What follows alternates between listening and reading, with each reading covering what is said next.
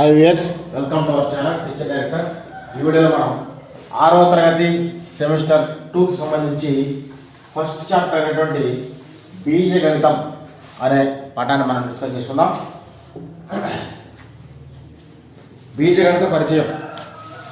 ఈ బీజగణిత పరిచయంలో భాగంగా మనం ఏ టాపిక్లు మనం డిస్కస్ చేస్తామంటే బీజగణిత అవసరం, అమరికలు, చరరాశి, సమాసంలోని చరరాశులు, రేఖాగణితం, క్షేత్రమితికి సంబంధించిన సూత్రాలు, సామాన్య సమీకరణాలు, వీటి గురించి మనం డిస్కస్ చేస్తాం.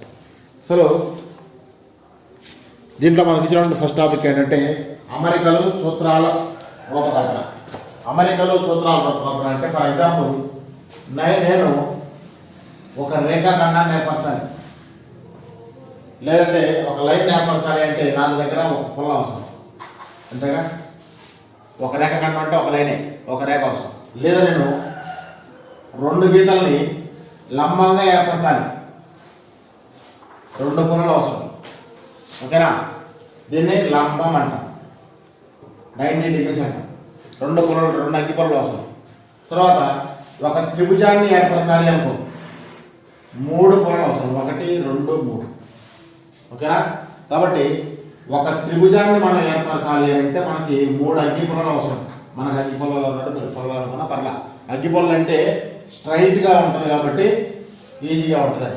ఓకేనా, మనం ఒక త్రిభుజాన్ని ఏర్పరచాలి అంటే మనకి 3 అగ్గి పుల్లలు అవసరం. అదే 2 త్రిభుజాలను ఏర్పరచాలి అంటే ఇంకో 3 పుల్లలు అవసరం. అంతేనా, ఇది ఒక త్రిభుజం, ఇది 2వ త్రిభుజం అంటే ఎంత, 6. అదే 3 త్రిభుజాలు నిర్మించాలంటే ఇంకో 3 పుల్లలు కావాలి. అంతేనా, 3 3 9. అదే 4 త్రిభుజాలు నిర్మించాలంటే ఇంకో 3 పుల్లలు కావాలి. అదే 5 త్రిభుజాలు నిర్మించాలంటే ఇంకో 3 పుల్లలు కావాలి. 5 3 15. ఓకేనా, ఈ విధంగా మనం చెప్పుకుంటూ పోతే చూడండి, ఒక త్రిభుజానికైతే 3 అంటే దీన్ని 3 × 1 అని రాసుకోవచ్చు. అదే 2 త్రిభుజాలకైతే 3 2 6. అంతేనా, అదే 3 త్రిభుజాలకైతే 3 3 9. అదే 4 త్రిభుజాలకైతే 3 4 12. ఫర్ ఎగ్జాంపుల్ n త్రిభుజాలు అనుకో, నాకు n త్రిభుజాలు కావాలి. n త్రిభుజాలకైతే 3 చూడండి, ఒక త్రిభుజాలకైతే 3 × 1, 2 త్రిభుజాలకైతే 3 × 2, 4 త్రిభుజాలకైతే 3 త్రిభుజాలకైతే 3 × 3, 4 త్రిభుజాలకైతే 3 × 4. అదే n త్రిభుజాలకైతే 3 × n. ఓకేనా, 3 × n. n త్రిభుజాలు ఏర్పరచాలి అంటే మనకి 3 × n కావాలి. అదే n ప్లేస్లో మన ఇష్టం ఎంత అని పెట్టుకోవచ్చు. ఫర్ ఎగ్జాంపుల్ నాకు 10 త్రిభుజాలు కావాలి అనుకో, 10 త్రిభుజాలు కావాల్సి వచ్చినప్పుడు n ప్లేస్లో 10, ఇక్కడ n ప్లేస్లో 10 పెడితే 3 × 10 ఎంత అవుతుంది, 30 పుల్లలు కావాలి. ఓకేనా, అట్లాగే నాకు 12 త్రిభుజాలు కావాల్సి వస్తే 3 × 12 12 36 పుల్లలు కావాలి. కాబట్టి ఇది అమరికల్లో త్రిభుజాలను ఎట్లా ఏర్పరచాలి అనేది తెలుపుతుంది. కాబట్టి త్రిభుజాన్ని ఏర్పరచాలంటే మనకు కావాల్సినటువంటి పుల్లల సంఖ్య ఎంతమ్మా, 3. 2 అయితే 6, 3 అయితే 9, 4 అయితే 12, 5 అయితే 15. కాబట్టి n అయితే 3 × n. అంటే మీకు ఎన్ని త్రిభుజాలు కావాలో దాన్ని 3 పెట్టి వేస్తే సరిపోతుంది. ఓకేనా, అండ్ నెక్స్ట్ సెకండ్ వన్, చతురస్రాల అమరిక. చతురస్రాల అమరికలో ఫర్ ఎగ్జాంపుల్ చతురస్రానికి 4 రేఖాఖండాలు ఉంటాయి, 4 గీతలు ఉంటాయి. కాబట్టి చతురస్రం ఏర్పరచాలంటే ఎన్ని పుల్లలు కావాలి, 4 పుల్లలు కావాలి. ఓకేనా, అదే ఇంకో చతురస్రాన్ని ఏర్పరచాలంటే ఇంకో 4 పుల్లలు కావాలి. అంతేనా, అంటే 4 × 4 ఎంత, 8. అదే ఇంకో చతురస్రాన్ని ఏర్పరచాలంటే ఇంకో 4 పుల్లలు కావాలి, అంటే మొత్తం 12. అదే ఇంకో చతురస్రాన్ని ఏర్పరచాలంటే మొత్తం ఇంకో 4 పుల్లలు కావాలి, మొత్తం ఎంత, 16. ఒక చతురస్రానికి ఏమో 4 పుల్లలు, 4 × 1 4 పుల్లలు కావాలి. 2 చతురస్రాలకు అయితే 4 × 2 8 పుల్లలు కావాలి. అదే 3 చతురస్రాలను ఏర్పరచాలి అంటే 4 3 12 పుల్లలు కావాలి. అట్లాగే 4 చతురస్రాలు ఏర్పరచాలి అని అంటే 4 నాలుగు 16 పొరలు కావాలి. ఫర్ ఎగ్జాంపుల్ n చతురస్రాలు ఏర్పరచాలి అంటే మనకు కావాల్సినటువంటి పొరల సంఖ్య 4 ఇంటూ n. n ప్లస్ లో మనకి ఇష్టం వచ్చింది సబ్స్టిట్యూట్ చేసుకోవచ్చు. ఫర్ ఎగ్జాంపుల్ మనకి 10 చతురస్రాలు కావాలి అంటే 4 ఇంటూ 10 40 పొరలు కావాలి. అంటే మీకు ఎన్ని చతురస్రాలు కావాలో దాన్ని 4 పెట్టి అచ్చు వేస్తే మనకి కావలసినటువంటి చతురస్రాల సంఖ్య వస్తుంది. ఓకేనా? తర్వాత చూడండి అభ్యాసం 7.1లో పేజీ నెంబర్ 11 అభ్యాసం 7.1లో మనకి ఇచ్చినటువంటి లెక్కలు మనం చూద్దాం.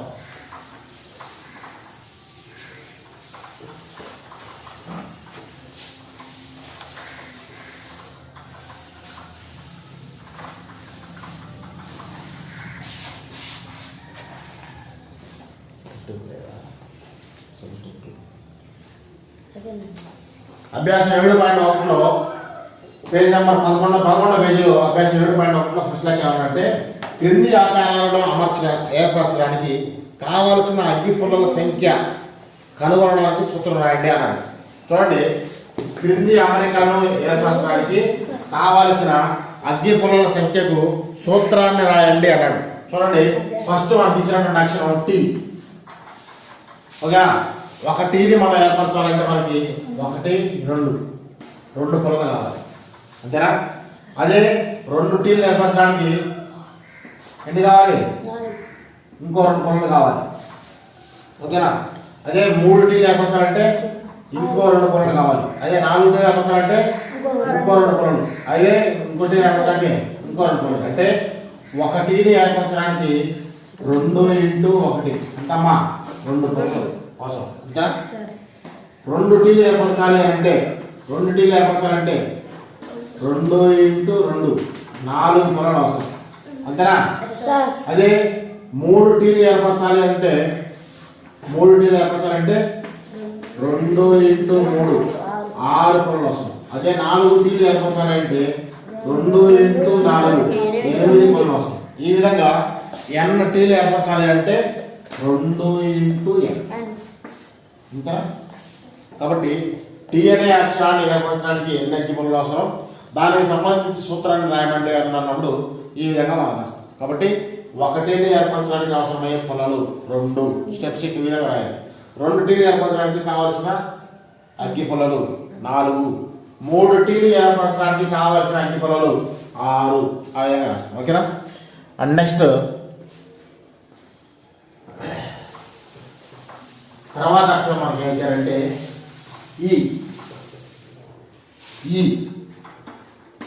ఈ అనే అక్షరాన్ని ఏర్పరచడానికి ఎన్ని అగ్గి పుల్లలు కావాలి అన్నాడు. రెండోది ఈ అనే అగ్గి పుల్ల ఏర్పరచాలంటే ఇది 1 2 3 4 అంటే టోటల్గా మనకి ఒక ఈని ఏర్పరచడానికి కావలసిన అగ్గి పుల్లలు 4.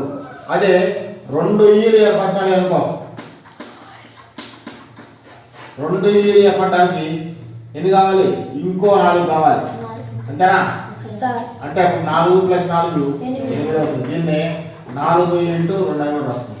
ఇంకా అదే 3 ఈలు ఏర్పరచడానికి కావాల్సినటువంటి అగ్గి పుల్లలు ఈక్వల్ ఎంత అవుతుంది? ఇంకో 3 పుల్లలు అదనంగా ఇంకో 4 పుల్లలు అదనంగా కావాలి. అంటే 12. అంటే 4 ఇంటూ 3. ఓకేనా? కాబట్టి అట్లాగే n ఈలు ఏర్పరచడానికి కావలసినటువంటి అగ్గి పుల్లల సంఖ్య 4 ఇంటూ ఇది ఈకి సంబంధించినటువంటి ఫార్ములా. ఓకేనా? అండ్ నెక్స్ట్ థర్డ్ వన్ మనకి ఏం చేయాలంటే జడ్ అనే అక్షరాన్ని ఏర్పరచడానికి కావలసినటువంటి అగ్గి పుల్లల సంఖ్య. జడ్ అనే అక్షరాన్ని ఏర్పరచడానికి కావలసిన అగ్గి పుల్లల సంఖ్య 1 2 3. అంటే ఒక జడ్డుని ఏర్పరచడానికి కావలసిన అగ్గి పుల్లల సంఖ్య = 3. అదే 2 జడ్లు ఏర్పరచాలనుకో, 2 జడ్లు ఏర్పరచాలి అంటే ఇట్లాంటి జడ్లే ఇంకోటి రావాలి. ఇంకో జడ్డు అంటే ఇక్కడ 3 ఇక్కడ 3 ఎంత అవుతుందా? 6. దాన్ని 3 ఇంటూ 2 అని రాస్తాం. ఓకేనా? తర్వాత 3 జట్లు ఏర్పరచడానికి కావాల్సిన అగ్గి పుల్లల సంఖ్య 3 జట్లు కావాలి అంటే ఇంకో జట్టు అదనంగా కావాలి అంటే ఇంకో 3 పుల్లలు అదనంగా కావాలి అంటే 9 3 ఇంటూ 3. అట్లాగే n జట్లు ఏర్పరచడానికి కావాల్సిన అగ్గి పుల్లల సంఖ్య ఈక్వల్ టు 3 ఇంటూ ఈ విధంగా ఉంది. అది అమరికలు అనే చాప్టర్ అనే అమరికలు అనే పాఠం గురించి. ఓకే, తర్వాత రెండవ లెక్క మనకి ఏం చేయాలంటే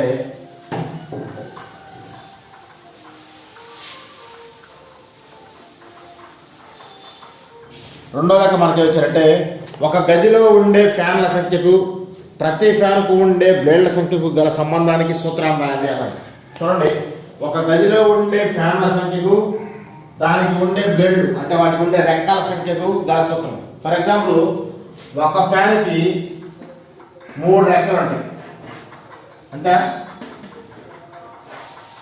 ఇంతేనా? ఒక ఫ్యాన్కి 3 రెక్కలు. అదే 2 ఫ్యాన్లకు ఎన్ని ఉంటాయి? 3 3 6. 3 + 3 6. దీన్ని 2 × 3 అని రాసుకోవచ్చు కదా. ఓకేనా? అట్లాగే 3 ఫ్యాన్లకు ఎన్ని రెక్కలు ఉంటాయి? 3 + 3 + 3 అంతా 9. సరే, 3 × 3. అదే 4 ఫ్యాన్లకు ఎన్ని రెక్కలు ఉంటాయి? ఒక ఫ్యాన్కి 3, ఇంకో రెండో ఫ్యాన్కి 3, మూడో ఫ్యాన్కి 3, నాలుగో ఫ్యాన్ కూడా 3. ఎంతమ్మా? 12. దీన్ని 3 × 4. అంటే ప్రతి ఫ్యాన్కి రెక్కలు 3. ఫ్యాన్ సంఖ్య పెరిగే కొద్దీ వాటిని మనం ఎచ్చేస్తాం. ఓకేనా? ఫర్ ఎగ్జాంపుల్, n ఫ్యాన్లకి ఉండవలసిన రెక్కలు ఎన్ని అవుతాయి? ఇప్పుడు 3 × n ప్లస్లో మనం ఫ్యాన్ల సంఖ్య పడతాం. ఫర్ ఎగ్జాంపుల్, 50 ఫ్యాన్లకి ఎన్ని రెక్కలు ఉంటాయి అంటే 50 × 3 ఎంత అవుతుంది? 150 రెక్కలు అవుతుంది. ఓకేనా?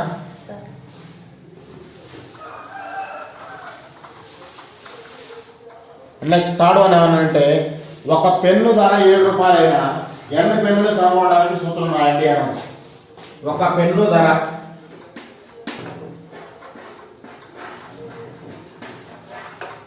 ఒక పెన్ను ధర 7 రూపాయలు అయితే n పెన్నుల ధర ఎంత ఎట్లా కనుక్కుంటాం అన్నాడు. చూడండి, ఒక చాక్లెట్ ధర 2 రూపాయలు అయితే 10 చాక్లెట్లు ఎంత అవుతుంది? ఒక చాక్లెట్ 2 రూపాయలు, 10 చాక్లెట్లు ఎంత అవుతుంది? అంత 20 అవుతుంది. ఓకేనా? అట్లాగే ఒక పెన్ను ధర 5 రూపాయలు అయితే 2 పెన్నులు ఎంత అవుతుంది? 10. ఎట్లా వస్తుందంటే 10. చూడండి, ఒక చాక్లెట్ ధర 2 రూపాయలు అన్నా 10 చాక్లెట్ల ధర 20 రూపాయలు అన్నారు. అంటే 10 చాక్లెట్లు ఇంటూ ఒక చాక్లెట్ ధర ఎంత? 2. 10 × 2 20. ఓకేనా? ఒక పెన్ను ధర 5 రూపాయలు అన్నా 2 పెన్నుల ధర 10 రూపాయలు అని చెప్పారు మీరు. అంటే 2 ఇంటూ ఒక్కో పెన్ను ధర ఎంతమ్మా? 5. కాబట్టి 2 × 5 = 10. అట్లాగే ఒక పెన్ను ధర 7 రూపాయలు అయితే n పెన్నుల ధర ఎంత అనుకుంటున్నాడు అంటే 7 × n. ఓకేనా?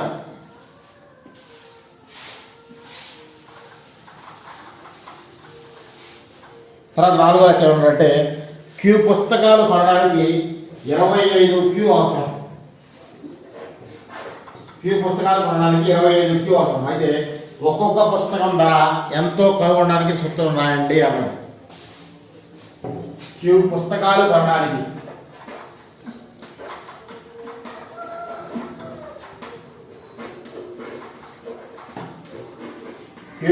కొనడానికి ఖర్చు ఎంత ఇచ్చాడమ్మా? 25 × క్యూ రూపాయలు. ఓకేనా? 25 × క్యూ రూపాయలు. అయితే ఒక్కో పుస్తకం ఎంత అనుకుంటున్నాడు? మనకేం తెలుసు అంటే క్యూ పుస్తకాలు కొనడానికి 25 × క్యూ రూపాయలు అవసరం. అంతేనా? 25 × క్యూ రూపాయలు అవసరం. అయితే ఒక్క పుస్తకం ఎంత అని అడుగుతున్నాడు. మనం చూడండి,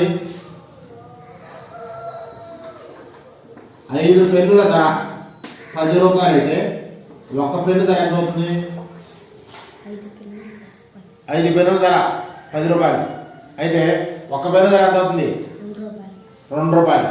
రైట్, రూపాయలు. అట్లాగే 2 పెన్నుల ధర 10 రూపాయలు అయితే ఒక పెన్ను ధర ఎంత అవుతుంది? 5 రూపాయలు. ఇది మనకి ఎట్లా వస్తుంది అంటే దీన్ని ఏక వస్తు మార్గము అని అంటాం. 5 పెన్నుల ధర 10 రూపాయలు అని చెప్పా, ఒక పెన్ను ధర 2 రూపాయలు అన్నారు అంటే 10/5 వేసినట్టు అంటాం. ఓకేనా? ఈ మొత్తం ఎంత అవుతుందో ఖర్చు దాన్ని ఒక్కో పెన్ను డివైడ్ చేసినట్టు అంటాం. ఓకేనా? 2 పెన్నుల ధర 10 రూపాయలు అంటే ఒక పెన్ను ధర ఎంత అవుతుంది? 10 అంటే 10/2 వేసినట్టు అంటాం. అంతేనా? 10/, మొత్తం ఎన్ని పెన్నులు? 2 పెన్నులు కదా, 10/2 5. ఓకేనా? అట్లాగే క్యూ పుస్తకాల ధర 25 క్యూ అయితే ఒక పుస్తకం ధర ఎంత అవుతుంది? 25 క్యూ బై క్యూ. అంతేనా? ఈ క్యూ చేసుకోవడానికి 25 రూపాయలు. అండ్ లాస్ట్ వన్ 4వ లెక్క మనకి ఏంటంటే హరిణి వద్ద పద్మావతి కంటే 5 బిస్కెట్లు ఎక్కువ కలవు. ఈ సంబంధాన్ని చరరాశి ఉపయోగించి అలా రాయవచ్చు.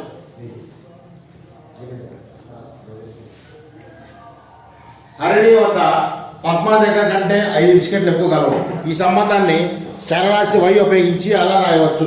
చూడండి, హరిణి వద్ద పద్మా వద్ద కంటే 5 బిస్కెట్లు ఎక్కువ కలవు. కాబట్టి పద్మా దగ్గర ఉండేటువంటి బిస్కెట్లు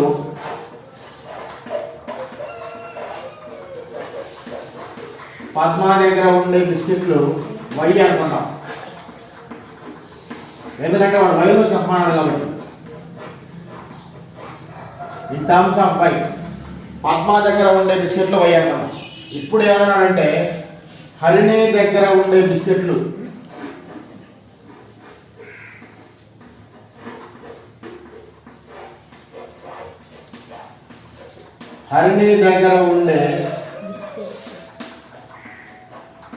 బిస్కెట్లు పద్మా దగ్గర ఉన్న వాటికంటే 5 ఎక్కువ. హరిణి దగ్గర ఉండే బిస్కెట్లు పద్మా దగ్గర బిస్కెట్ల కంటే 5 ఎక్కువ. దీనికి మనం ఈక్వేషన్ రాయాలి. చూడండి, హరిణి దగ్గర ఉండే బిస్కెట్లు మనకు తెలియదు. హరిణి దగ్గర ఉండే బిస్కెట్లు పద్మా దగ్గర ఉండే బిస్కెట్ల కంటే 5 ఎక్కువ. పద్మా దగ్గర ఉన్న బిస్కెట్లు ఎన్ని? వై మనం అనుకుంది. ఈ పద్మా దగ్గర ఉండే బిస్కెట్ల కంటే 5 ఎక్కువ. ఎక్కువ అంటే ప్లస్ చేయాలి. కాబట్టి therefore దానికి సంబంధించిన చరరాశి సమీకరణం y+5గా రాసుకుంటాం. ఓకేనా? ఈ విధంగా మనం చేస్తాం. నెక్స్ట్ వీడియోలో మనం 7.2 వచ్చేది మళ్ళీ చేద్దాం. Please subscribe our channel teacher director. Thank you.